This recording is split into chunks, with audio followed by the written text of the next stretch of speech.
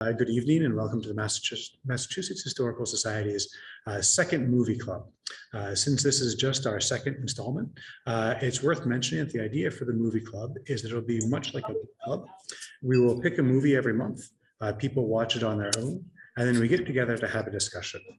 Unlike your average book club, however, we will supply expert historians to help understand and verify the stories told in the movies. This evening, we'll be discussing the 1997 film Amistad, and we're joined by two scholars of the Adams family and a historian who studies the Civil War, slavery, and African-American history. These three will guide us in our discussions and answer questions. So as I'm sure many of you know, the Massachusetts Historical Society hosts a variety of programs, seminars, teacher workshops throughout the course of the year. This is actually our third public program this week. We also make the amazing resources in our collections available to researchers through our reading room and through our publications. We offer many of these programs for free or for very modest costs, but we're only able to do this thanks to the support of our members and donors. If you enjoy the MHS Movie Club, we hope that you'll consider becoming a member of the MHS and supporting our work. Now, Sara Martin will begin our conversation. Miss Martin completed her undergraduate studies at UC Santa Barbara, her master's at Arizona State University, and completed her PhD at the University of Melbourne. She is the editor-in-chief of the Adams Papers at the Massachusetts Historical Society, a role that she's held since fall of 2015. She has worked for the Adams Papers project at MHS since 2008, previously holding the positions of series editor and assistant editor. So with that, I will turn it over to Sara, who will introduce our other two experts. Thank you so much, Gavin. And good evening, everyone. Thank you so much for joining us. And I'm sure it will be a lively discussion about a really interesting movie. As Gavin said, I'm Sara. I'm the editor-in-chief of the Adams Papers here at the Historical Society, where we prepare and publish in print and digital formats the collected writings of three generations of the Adams family. And that includes the documents and diaries related to John Quincy Adams's involvement in the Amistad case. In a few moments, I'll drop a couple links to some digital materials for those of you that are interested. And I would welcome anyone who is more interested in this topic to contact the library, because the Society owns many more unpublished materials related to the Amistad case. I am joined this evening by Dr. Patrick Rael and by Dr. Jim Taylor. Patrick is a professor of history at Bowdoin College, where he specializes in African-American history, the history of the Civil War era, and the history of slavery and emancipation. His most recent book is 88 Years, The Long Death of Slavery in the United States, 1777 to 1865, which is available from the University of Georgia Press. Jim Taylor is a career documentary editor. He is the former editor-in-chief of the Adams Papers here at the Society, and also served as project director of the Papers of Henry Laurens out of the University of South Carolina. Jim continues to serve the Adams Papers as a content expert on the John Quincy Adams digital diary, which is the Adams Papers Project's first-born digital edition, and is working to make transcriptions of all 51 volumes of John Quincy Adams's diary available online. And tonight, just to give you a little bit of information about our format, both Jim and Patrick will make some brief introductory comments to offer some context and thoughts on the film and that historical context. Patrick will start us off by setting the broader stage of the history of slavery in this period and as it relates to the film. And then Jim will focus more specifically on John Quincy Adams's role. So thank you and welcome again. Take it away, Patrick, please. Great, thank you so much. Thanks to everyone for being here, and thanks to MHS for inviting me. It's been a lot of fun just thinking about this film and the preparation for this talk. It's an important one. Although it's not particularly new, it is, I think, a very fitting kind of emblem of the way Hollywood tends to treat this history. So it's a good thing for us to discuss. I've got 3 points that I want to lay out, really to just kind of frame the conversation. So I will not be able to deliver a full survey of American slavery, as Sara suggested, in the few minutes that I have, but we can at least seed the conversation with some concerns and questions. One, first, the film, I would argue, decenters slavery in time and space. What do I mean by that?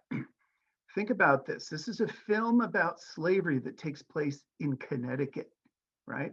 It's not the Moonlight and Magnolias of Gone with the Wind or the other Civil War epics that we're familiar with.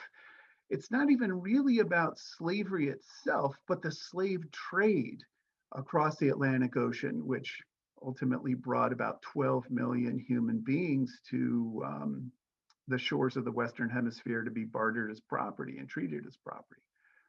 So that's interesting. And like all these points, there are positives and negatives about them. It's great, I think, that the film draws our attention to a world of slavery beyond. It calls our attention to the entire Atlantic context of slavery. We've got Spain involved. We've got, the Spanish colony of Cuba.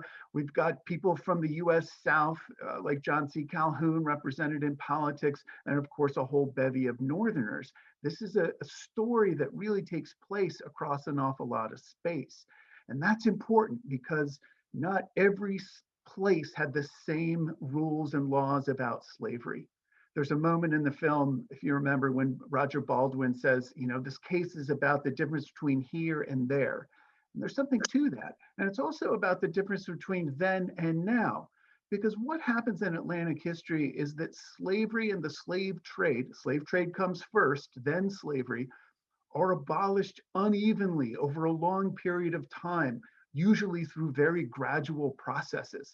So this is a story that can only take place because there are questions about whether these people have been enslaved legally.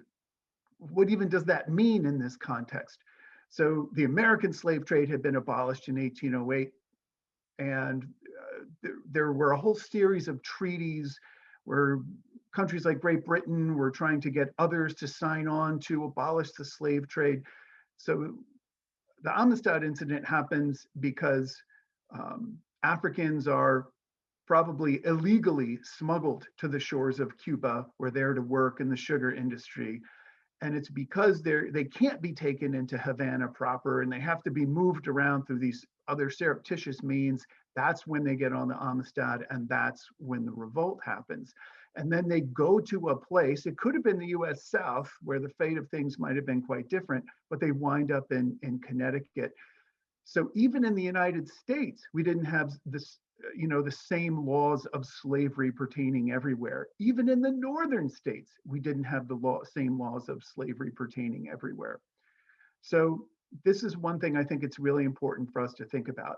This film is a snapshot of a very long process that took place over a wide span of time and space. Second, ideas versus actions. That's what I'm tagging this one with. The film contrasts abolitionists who, with the exception of Louis Tappan, are naive idealists with practical, pragmatic attorneys and politicians, right? In fact, it even makes Roger Baldwin one of those, despite that he was actually an abolitionist and a reformer. And that's a really interesting thing that the movie does. This is an odd setting for a film. How do you make a blockbuster Hollywood feature film that takes place mostly in administrative offices, courtrooms, which aren't even really open to the public, it's all about backroom dealing and negotiations and political intrigues and all this kind of stuff. That, I think, the film is really contrasting with the ideological impulse behind abolitionism. Now, whether it does a fair job with the abolitionists is something that we can discuss, but at least the film clearly poses, I think, this tension. Laws are great. Human laws, though, are fallible like humans are. So action is important.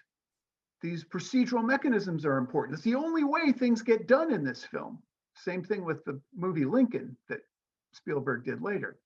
But at the same time, without any ideological, values-based approach to the law will always be fallible. So there's a kind of higher law underneath all of this that the film is kind of calling out. That was an important theme in John Quincy Adams's Summation, as well as in Antebellum Politics. It's basically the message of William Seward in the 1850s. There's a higher law than the human law. So how it works with that whole notion of ideas versus the kind of way you get actually things done. And then finally, maybe some thoughts about how we can approach this whole question of kind of historical accuracy. This is always a huge topic when we look at a film like this, but I think there are different ways of thinking about historical accuracy. It's easy to kind of pick apart small things in movies like this, and people have done that. Oh, in the final scene, the captain of the British ship issues an order to someone he calls ensign, and the ensign rank didn't exist in the Royal Navy. Personally, I don't care. It's good for me to know that. I'm happy to know that. But much more important to me are inaccuracies of a grand scale. Like, for instance, making Roger Baldwin not an abolitionist, but have him start out as a very practical kind of ambulance chasing guy who brings to the team that kind of practical mindedness. There are other major errors, basically, major departures from the known record that we can talk about. But when we're thinking about historical inaccuracies in movies, I want to offer, this is what I offer my students. It's Rael's law of history movies, which is that when the movies are getting the history most wrong, they are doing their most important work, right? That is precisely a place where we can look to them to see what they're trying to do as a movie, what kind of point they're trying to make. So why you depart from history, I think, has a lot to say about the story you're trying to tell now. Okay, I will leave it at that. I hope that's sufficient to start and hand it over to Jim. Thanks. In talking about John Quincy Adams and the Amistad, you really need to go back a long, long way. He has an extraordinarily long career and a well-documented long career. He is a person who is, I've heard people say, is sort of the link between the Civil War and the American Revolution. He was around as a youth when his mother inherited a slave. Now, that seems incongruent when you're talking about the Adamses, but Abigail's father had a slave that she inherited. The woman stayed on in the family, not as a slave, but as a servant, and somebody that the family supported for many, many years. As time went by and John Quincy Adams became prominent, and I think this is important in this movie, he has one of the most varied careers of any American statesman from that time until now. For example, he last appeared before the Supreme Court in 1809. So there was a break of 30 plus years before he had appeared before the Supreme Court. in the years that he was in the Senate, and then as a Secretary of State, he was involved frequently with the issues that dealt directly or indirectly with slavery.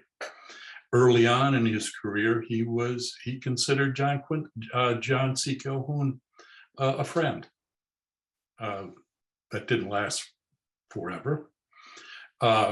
When he was a diplomat, when he was Secretary of State, he was one of the people who dealt with the Spanish. So he knew the Spanish quite well, and the Spanish are involved in some of the controversy and some of the legal actions involved with the Amistad. He was, as a young man, a relatively successful lawyer. He had been in the Senate. He had been a diplomat in the Netherlands, in Prussia, in Russia, in England, before becoming Secretary of State. And as we know, he was president. He's the only president to return for a lengthy term as a congressman. We know he is a congressman from about 1831 until his death in 1846. So he has been in Congress now, by the time the Amistad issue comes around, for a decade. One of the scenes in the movie, one of the things that he's most occupied with during this time, in addition to other things, is what was known as the gag rule. And that is that when petitions were offered to Congress that dealt with abolition, they were automatically tabled. Hundreds of anti-slave petitions were presented over the years. And for roughly 5 or 6 years, this gag rule, actually there were a series of gag rules, kept the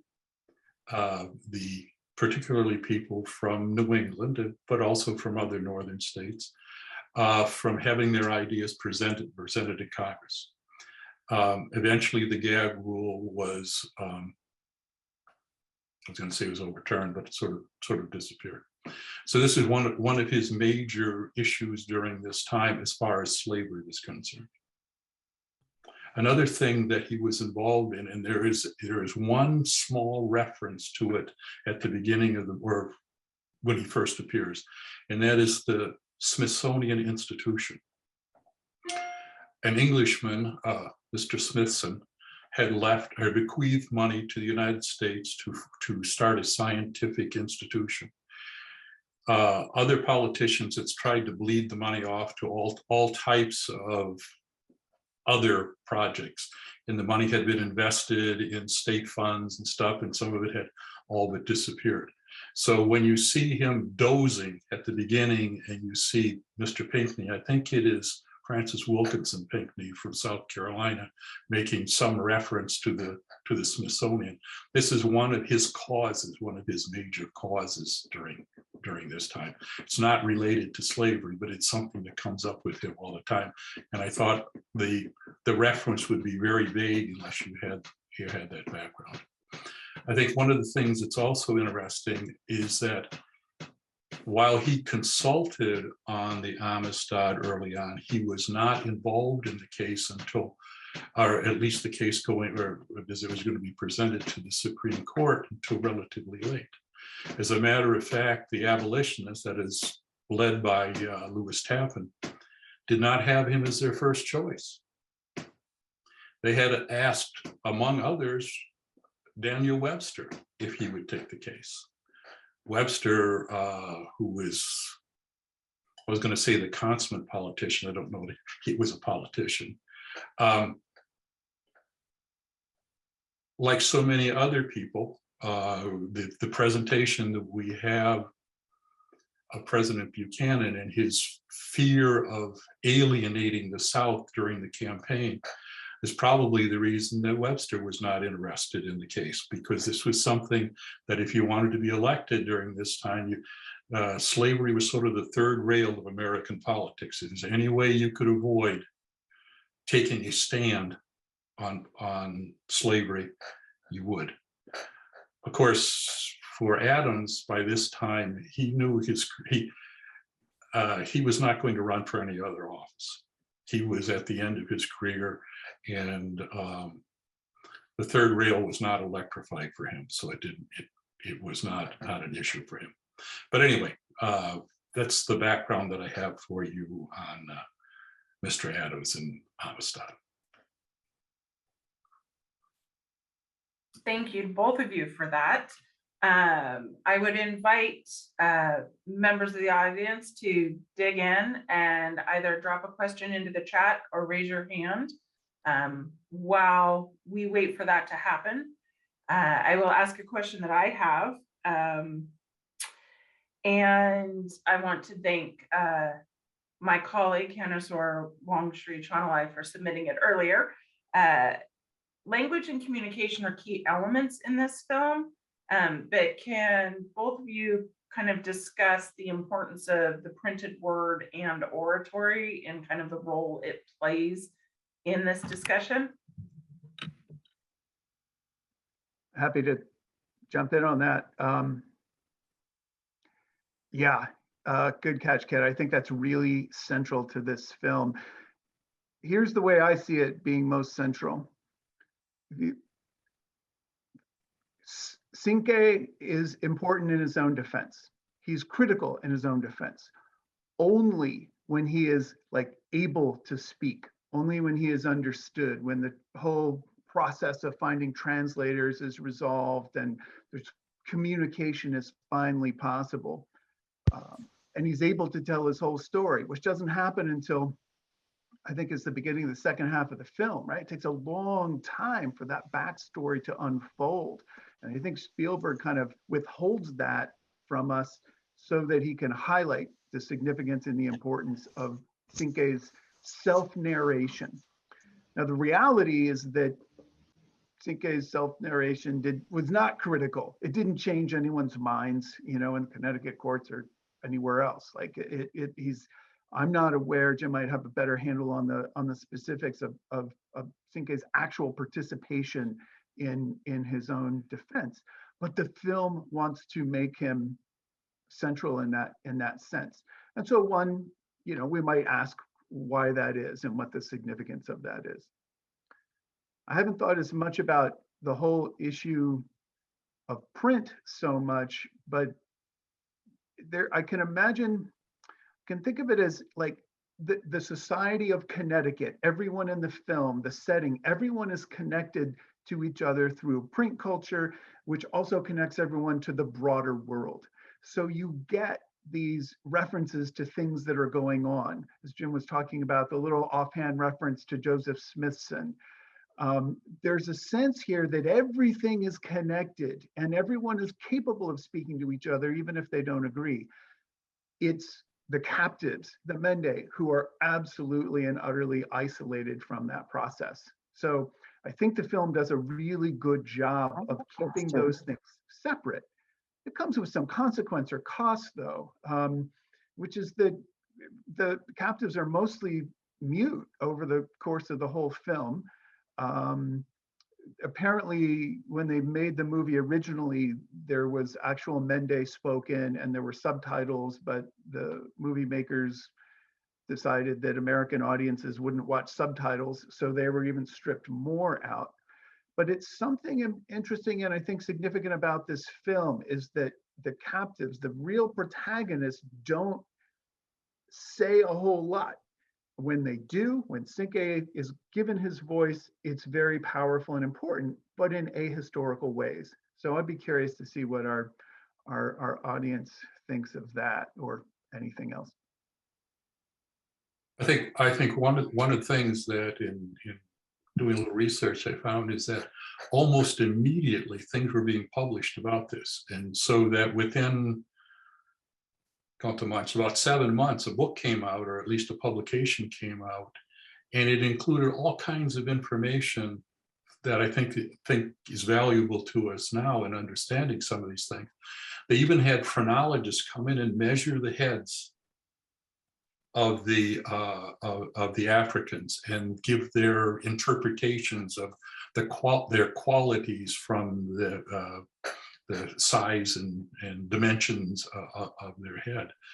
And so there was information immediately. And I think in some ways, we think of the news now where some event will happen, it will capture the public imagination, it will be on television, it will be on the evening news, until another event comes along and bumps it off, and then it's no longer the major issue. Well, this was the major issue at that time. It captured the imagination of the public. People lined up to come and pay equivalent of 12 cents to come by and just look at them. Within a few weeks, there was a play in New York, supposedly based on the Amistad and the Africans. So there was information immediately that's still valuable today that tells us not so much about, maybe other than the shape of their heads, but about how this situation, this is long before the Supreme Court trial took place, but there was a lot of information and people were very, very interested in reading about the Africans. Sarah, may I Thank you for jump that. onto that? Oh, yeah, go ahead. I think there's a really interesting parallel there. I think it's a great point. The kind of novelty of this struck the American public imagination back in 1840s, clearly. Interesting thing is that when the film itself was made, it was kind of posed in this same way as a sort of, as a novel historical moment that no one knew anything about. And so there was this whole sense of like revelation around this film. Like, it was presented as like almost a secret story that had been withheld from us. And now we unlock the key to the past by putting it on screen.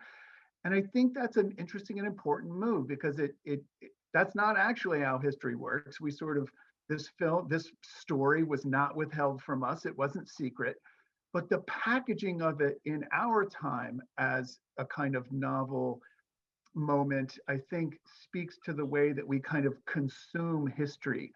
And that gives me some pause, because that might not be the best way to practice responsible history.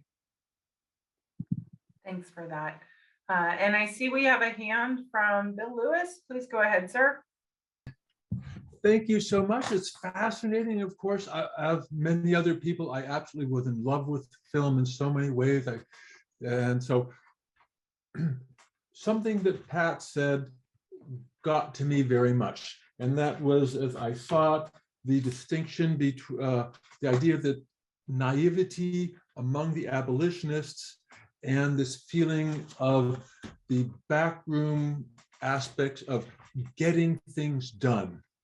As you can see behind me, I'm teaching high school here in my living room, and I put on a nice costume. I'm James Madison. I have a wonderful time. It's so much fun. The kids and I get into it, blah, blah, blah. One thing that I always do, which also relates to what Jim said, was I have the students read some of Olaudah Equiano's autobiography, because I really wanted them to see that the kings of Africa were making tons of money selling people to the Europeans. And so I didn't want to say that. I wanted them simply to read it from someone who is there. But my actual question, what I would really like to hear Patrick and Clifton talk about is the contrast between beautiful idealism, naivete, that is, you make beautiful speeches and that's it, as opposed to actually getting things done, changing people and law and all of that. I would love to hear your thoughts on that. Yeah, I thought about this in relation to Lincoln, because I watched this film again. I hadn't seen it really since it came out, and I kept asking the same question that I asked when I was watching Lincoln, which is, how do you make a $75 million 2.5-hour movie that mostly takes place in darkly lit rooms with a bunch of white dudes kind of, you know, trying to figure it out. And I honestly, I'm not sure, but there's clearly a theme in both of these films. Both of these films prioritize that kind of rough deal making, right? I mean, in Lincoln, the kind of hard thing about Lincoln is that Lincoln goes to almost immoral means to pursue just ends, right? And so there's this kind of slipperiness over the morality that is here. And I think that's the message that I think that's the sort of point that this serves, is that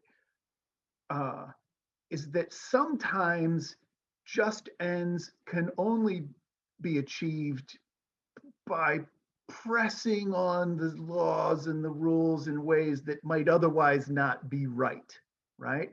And I see that as reinforcing that whole notion that there is this higher law, right? So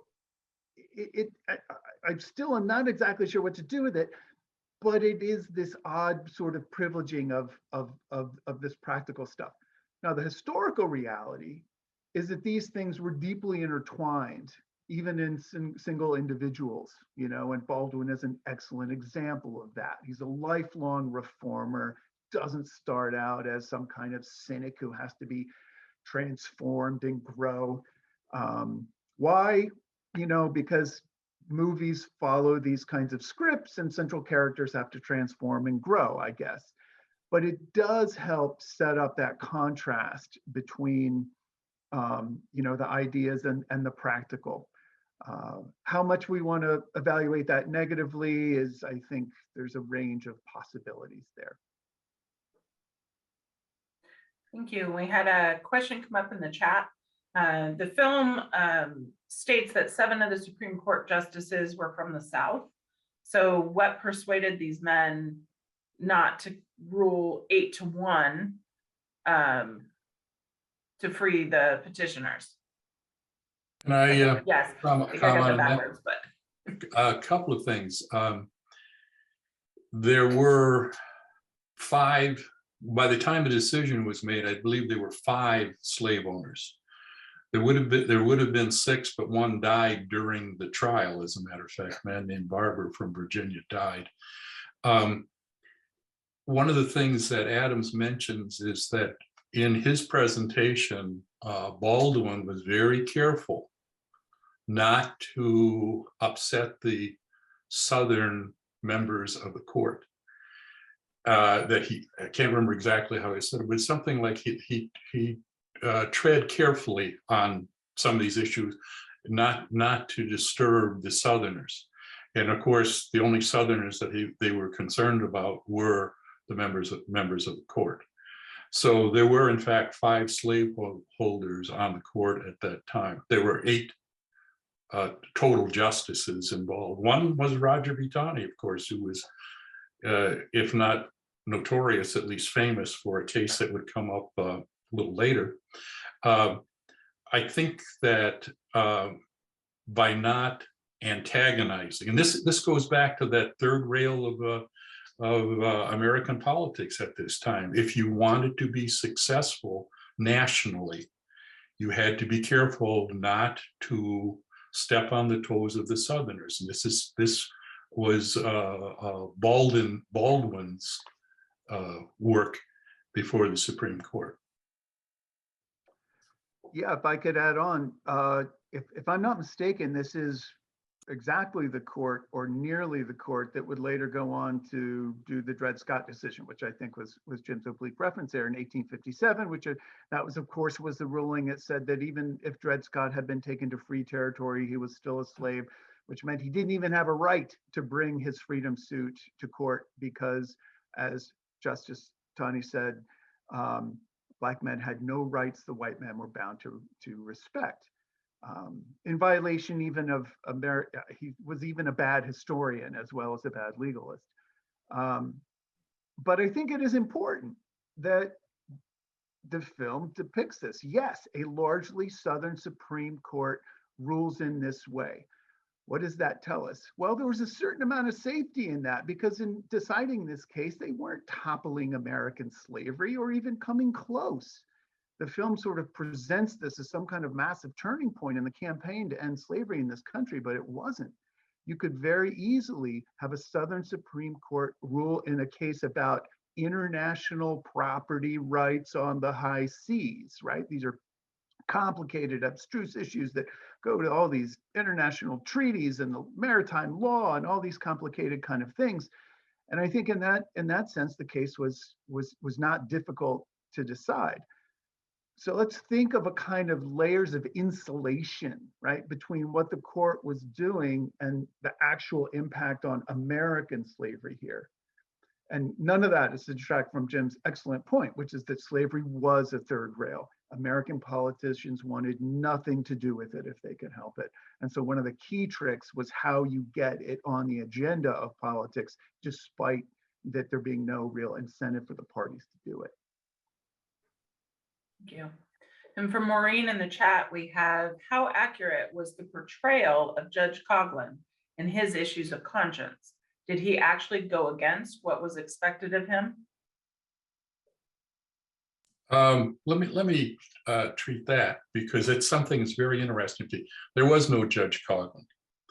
The person that was at the circuit court, which would have been the next level, was a man named Smith Thompson, who was a Supreme Court justice. The Supreme Court justices also wrote circuit, and that was his circuit.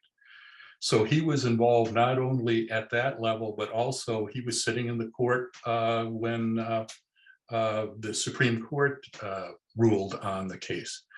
What's interesting to me is that his Catholicism is played up, which is sort of thrown in there without any context. But I think, and I think that this might have had a problem with some of the editing of the movie. Many, because the abolitionists don't always come off as strong people during this time, at least in this film. Many of the abolitionists weren't just abolitionists as far as ending slavery. They had other causes. And some of the abolitionists were very anti-Catholic.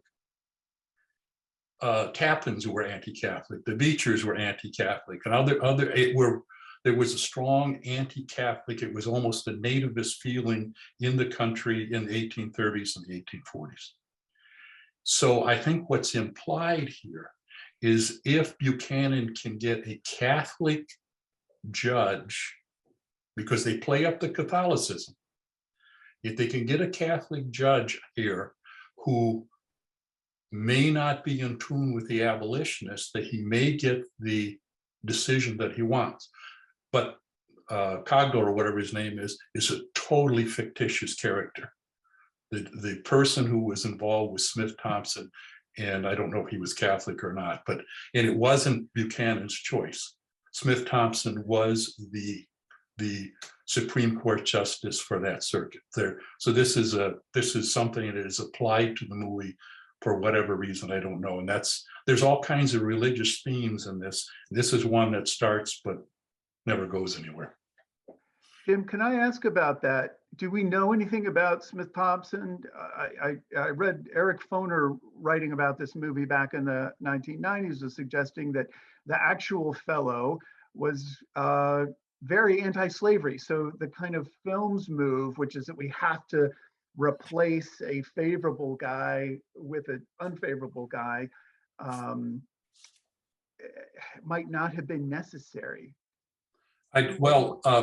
Smith Thompson, who was a man in his 70s at the time, was a longtime friend of John Quincy Adams. As a matter of fact, when John Quincy Adams was Secretary of State, Thompson was Secretary of the Navy. They socialized a lot. He was from New York. As a matter of fact, he was the Chief Justice of the Supreme Court at one time. So he was a Northern. He wasn't a Southerner at any means. I don't know his religious background, whether he was Catholic or not. I think the main thing in this discussion, though, is that he was not selected by Van Buren he was automatically the presiding judge in that court. There was no decision made there. Sticking with the religious theme for a minute, we had a question from Charles about the way religion and the role of churches and religious people are treated in the film, which is certainly something that we had quite a bit of conversation about last week in our initial conversations. And so Charles writes, basically religious motivation in the cause is minimized, and in at least one scene, church people who largely funded the defense are shown as cartoonish clowns. What can be said about this as far as the film's portrayal?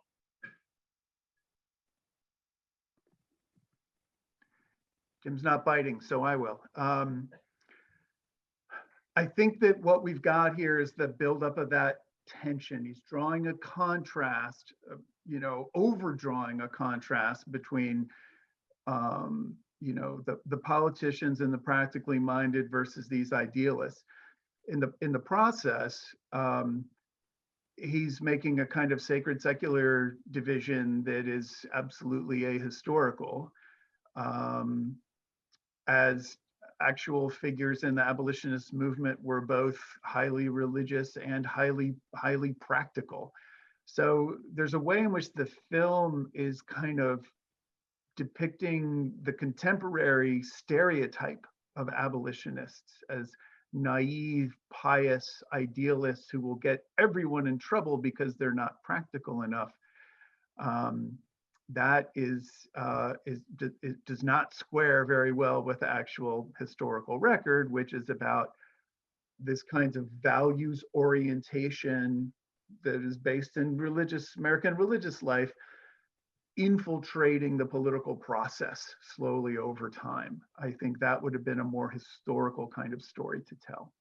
Jim might have one of the things I noticed is the somehow the abolitionists seem weak, or they didn't come off as well as I would have expected, but maybe that was because we wanted, I say we, Mr. Spielberg and myself, wanted somehow to play up the role of John Quincy Adams and the Africans, and somehow the Africans had more agency in this than the abolitionists.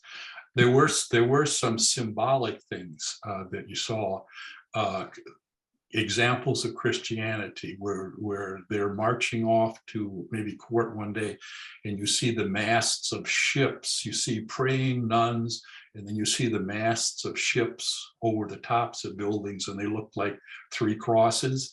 But there are so many little symbols. And one of the things that I thought was really interesting at the end, you see a sort of dichotomy where on the ship, when they're sailing back to Africa, all of the Africans are in white and smiling, and the sun is shining on them. And behind them, you have the missionaries all in black, kind of huddled together. But I thought that was a really interesting contrast. Whether it's supposed to mean anything or not, it did to me anyway. It could be read as part of the transformation that the captives undergo. So remember the scene where they're about to enter the courtroom and the knuckleheaded abolitionist tries to give one a Bible, a very well-meaning gesture, but it means nothing to the captives, and he gets yelled at, I think, by Cinque. Then later on, we see the captives themselves with each other with an illustrated Bible. It's always illustrated in the movies, of course, going over and talking about Christianity and the story of Jesus. And we were thinking about this last week and what this means, and perhaps maybe viewers have other thoughts. I think what we're seeing is a kind of depiction of assimilation in a way, right? That the captives move from being so far outside the society, so incapable of communicating it, so unfamiliar with its values and rules, but slowly over time, as their freedom emerges, they also become mildly more attuned to the culture around them, and the Christianity is kind of a central part of that. It's interesting that they sort of do that themselves. I would have thought the movie would put Jodson in the position of, evangelizing them in some way, but they're sort of self-evangelized in this. And from Kitty, we have, do you believe, along with some historians, that the Amistad contributed to the Civil War?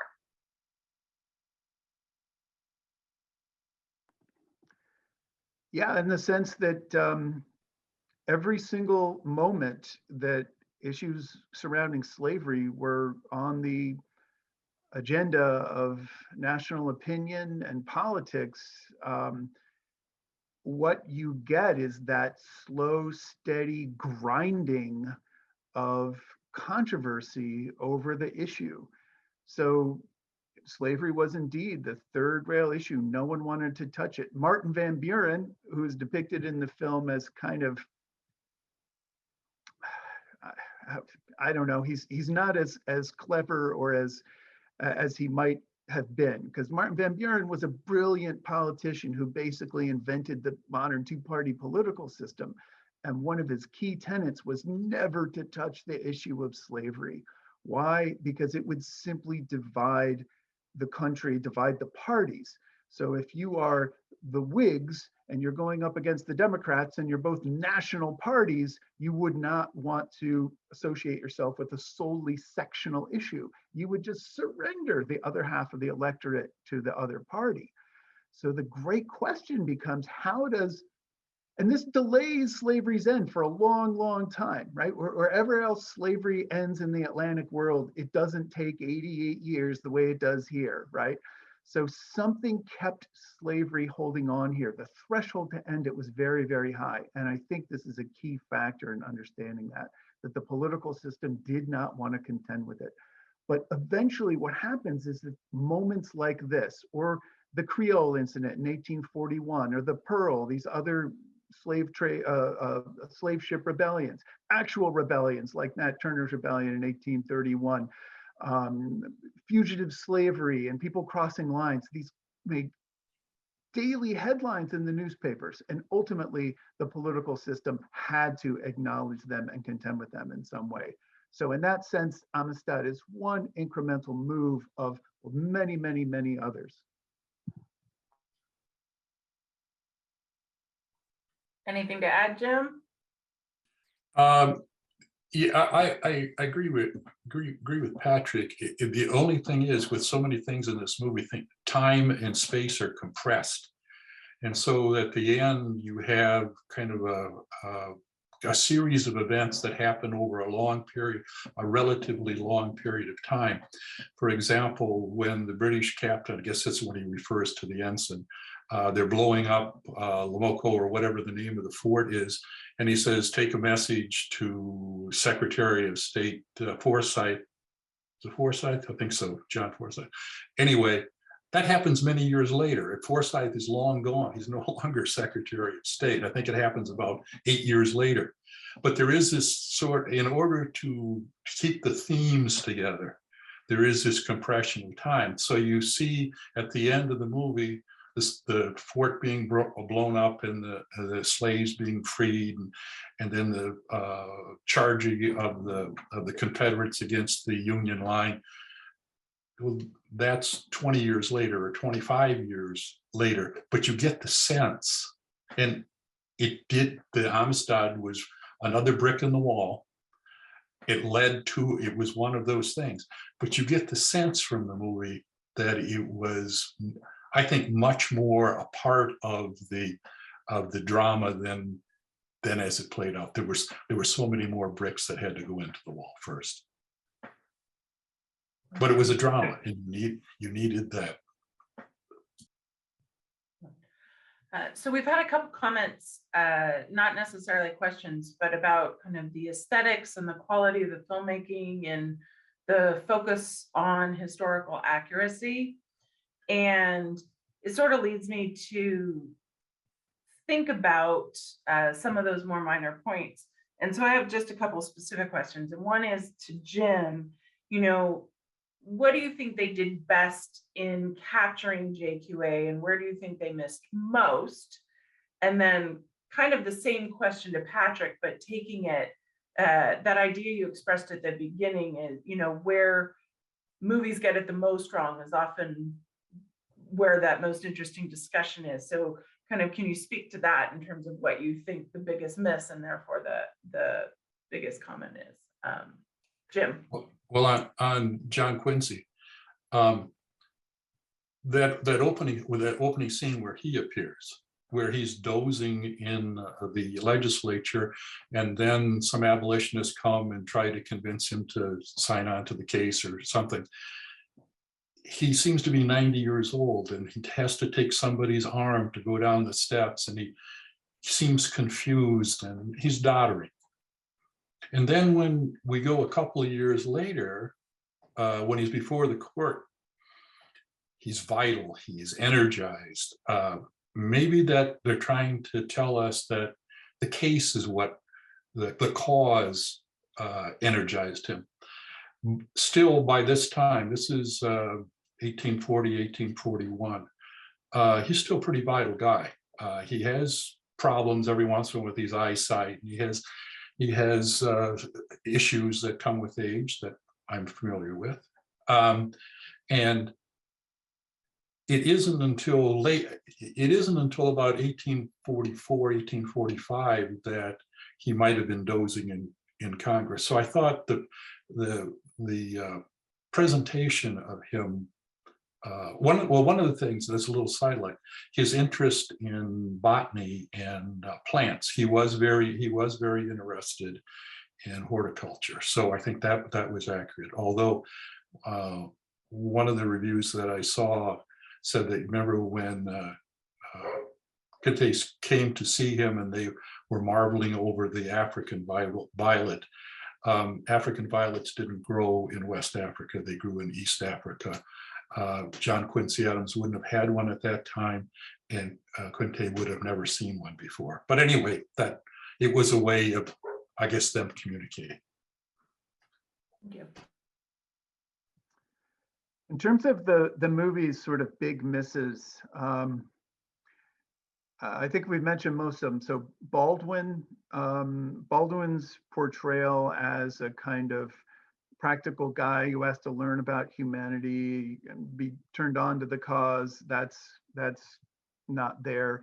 That's a very familiar motif, and a lot of, I call these freedom struggle movies. Sometimes they're about the civil rights movement in the South, or even South African apartheid, like the film Biko or Dry White Season. And there's always like these white characters who, like the audience presumably, need to be kind of educated or turned on to the message, right? Awokened, I guess would be the contemporary phrase for that. So I think that's a movie move, but it does have a consequence. And I think it contributes to that separation of idealism from practicality, which basically emasculates the abolitionists. And it means that whatever success we had in overcoming slavery was not due to the abolitionists, but due to the kind of political machinations that are going on in these back rooms, which I think underplays the role of ideology. Cinque playing such a role in his own defense, and particularly the thing about speaking. If you make a movie where there's an African protagonist, even in 1997, this is a little while ago, but still, like, that person has to have a voice. And this film is already subject to the criticism that it mutes its African protagonists. So at least giving Cinque that moment makes a kind of movie sense, even if not a historical sense. We could point to other things, the depiction of the Spanish Infanta as just this silly girl, sort of suggests that, slavery was the domain of these old world monarchies and, these sort of doddering countries like this, I think. So I wasn't a big fan of that depiction. And then the last one I'd note is Jodson, the kind of construction or the fabrication of an African-American, central character in here, which basically does the same thing the film Glory does, which I know you folks talked about last month, which is instead of taking the historical record that is there and delving into the many, many actual African-American stories that could have been told, Glory just makes these sort of idealized characters that do these jobs. You know, it's 4 Black protagonists basically fall into that category. And here Jodson becomes a stand-in for every African-American activist alive at the time. You know, like Frederick Douglass or William Wells Brown. They were enslaved and became free.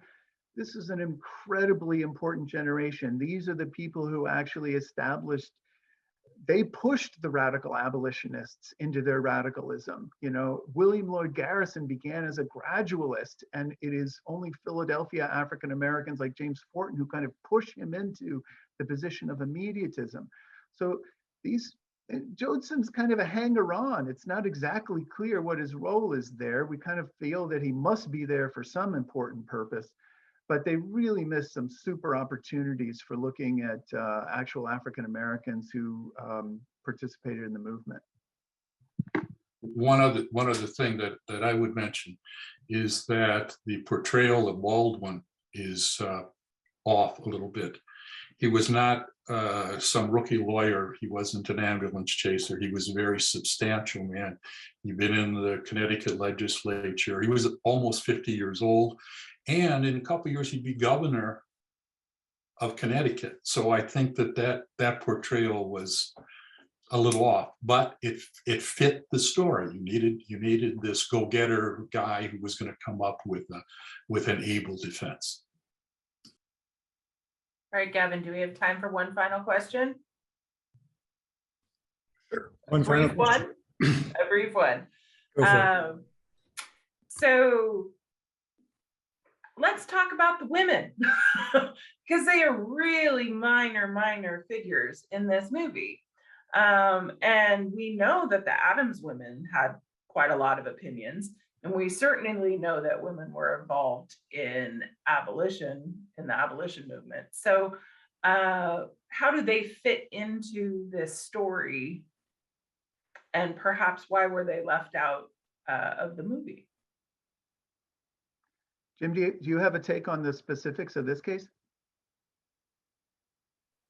I know from Adam's point of view, slavery in the family could have been touchy. His wife, although born in Britain, was from a Maryland family, and some of her family members owned slaves.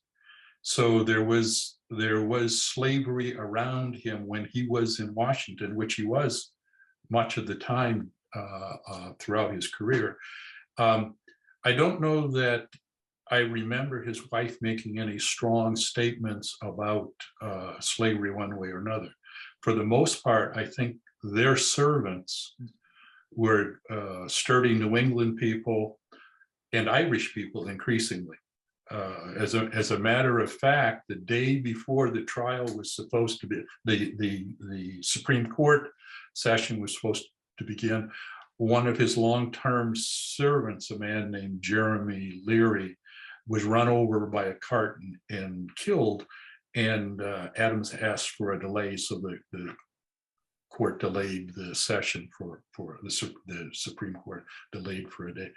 As far as women in the portrayal of the movie, yeah, they were almost, if not totally gone, vacant. You didn't see much of them other than praying. Yeah. What a disservice. What a disservice, obviously, to the women, but to the history as well. You can't tell this story without talking about the role that women played in the abolitionist movement. The abolitionist movement created the women's rights movement, Seneca Falls, 1848. All that grew out of women's participation.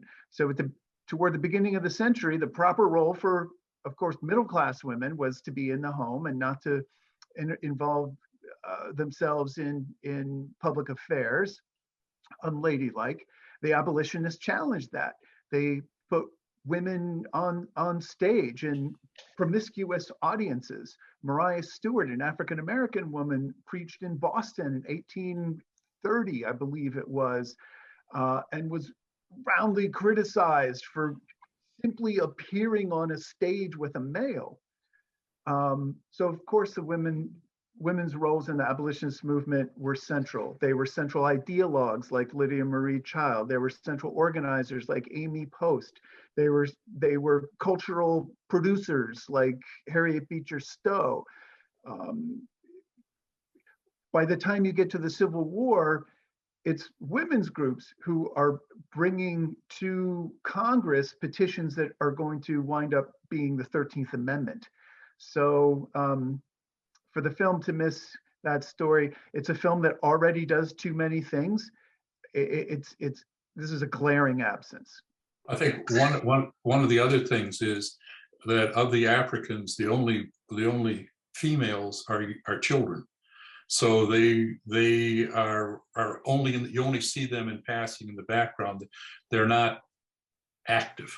They're not real participants. They're just background. There is a comment in chat, which I think is apropos, and that's the what about African women? What about the enslaved women? And I think we largely see them in that depiction of the Middle Passage, which is it's one of the most horrific things I've ever seen in cinema, frankly. Like I couldn't watch it again. Patrick, let me ask you this: how would that movie play now? How would it be received now? I think it would not. I don't think it would come in for some of the criticisms that it came in before. Some of them would be amplified, particularly these questions of voice and representation, right? So I think that there would be more criticism than there was about the muting of the captives, and I think there'd be a lot more about missing the women. But I think in general, though, the kind of basic cultural logic that's operating now is not too far from what I recall in 1997. Of course, my students think that anything 5 years old is really ancient, so I might be wrong. All right. Well, thank you so much. Thank you to Patrick and Jim. Thank you for everyone to joining. It's been a pleasure, and I'll turn it over to Gavin for final comments. Well, thank you, Sarah, for doing a great job hosting this program, and thank you to everyone for joining us. It was a great presentation on an interesting movie. So thank you very much, Jim and Patrick, and I hope everyone has a great evening. Other questions that you weren't able to get answered, you can always reach out to us and we will pass them on either to Jim or Patrick or Sarah or an appropriate person. And I hope everyone has a great evening and enjoys the rest of their weekend.